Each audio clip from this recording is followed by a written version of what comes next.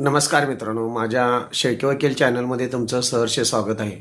मित्रांनो, ज्यावेळी एकत्र कुटुंब पद्धती असते म्हणजे संपूर्ण कुटुंब एकत्र असतं, त्यावेळी जो कर्ता पुरुष असतो, काही अडीअडचणीनिमित्त त्यांना जर मृत्यूपत्र करायची जर वेळ आली, तर तो कर्ता पुरुष एकत्र कुटुंबाचा संपूर्ण जी काय कर्त्या म्हणजे एकत्र कुटुंबाची जी मिळकत आहे, त्या मिळकतीचं तो संपूर्ण मृत्यूपत्र करू शकत नाही.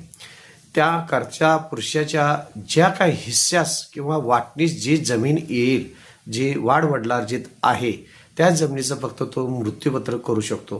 किंवा त्या कर्त्या पुरुषानं स्वतःच्या इन्कममधून, एकत्र कुटुंबाच्या मिळकतीतून नव्हे तर स्वतःच्या मिळकतीतून जर काय इतर प्रॉपर्टी जर काय घेतलेली असेल आणि जर ती त्याच्या नावावरती असेल, तर त्या मिळकतीचं आणि एकत्र कुटुंबामध्ये वाडवडिलांची जी मिळकत आल्या त्यामध्ये येणाऱ्या हिश्श्याचं अशा प्रकारे तो स्वतःच्या हिश्श्यापुरतं मृत्यूपत्र तयार करून ठेवू शकतो.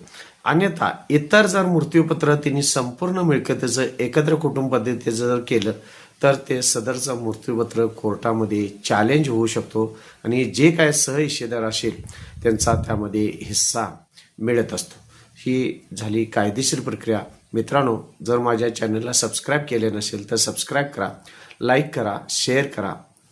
धन्यवाद.